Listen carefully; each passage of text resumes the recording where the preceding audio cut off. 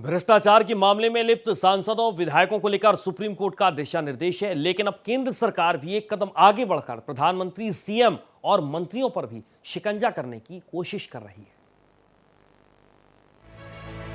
राजनीति में अपराधीकरण को रोकने के लिए अदालत से लेकर संसद तक प्रयास किए जा रहे हैं, क्योंकि अभी तक सांसदों और विधायकों को दोषी करार देने या सजा होने पर अयोग्य करार देने का प्रावधान है, लेकिन प्रधानमंत्री, राज्यों के मुख्यमंत्रियों और मंत्रियों के लिए नहीं है। सरकार 130वां संशोधन बिल के जरिए सजा का प्रावधान करने जा रही है। इसे लेकर जेपीसी की अहम बैठक भी है।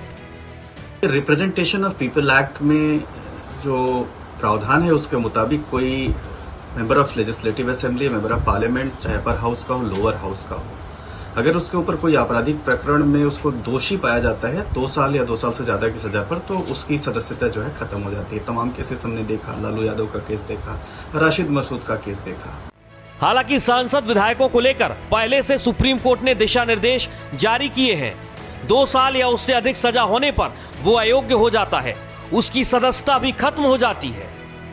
लेकिन ऐसे केसेस में जो पार्लियामेंट में हीनियस क्राइम में पार्लियामेंटेरियंस या मेंबर ऑफ लेजिस्लेटिव असेंबली जिनके ऊपर आपराधिक प्रकरण दर्ज हैं और वो जो चल रहे हैं मैटर, उसके बाद भी वो लोअर हाउस, अपर हाउस या मेंबर ऑफ लेजिस्लेटिव असेंबली किसी स्टेट असेंबली में बनते हैं, तो उसको लेकर के ऐसा कोई स्पष्ट प्रावधान नहीं है। जबकि अगर हम तमाम सुप्रीम कोर्ट की जजमेंट्स देखें, गाइडलाइंस देखें, एडीआर के केस में सुप्रीम कोर्ट का दिया गया निर्णय देखें, तो हम ऐसा पाते हैं कि जो राजनीति में अपराधीकरण है वह कम होना चाहिए।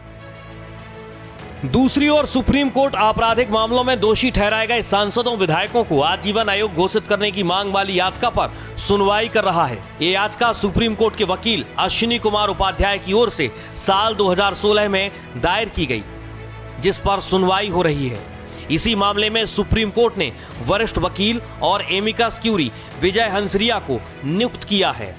अब सरकार इसको लेकर कानून लाने जा रही है। सरकार ने जो नया बिल पेश किया है उसके तहत अगर कोई 30 दिन तक जेल में रहता है तो वह अयोग्य करार दिया जाएगा, या 5 साल तक की सजा होती है तो फिर वह अयोग्य हो जाएगा।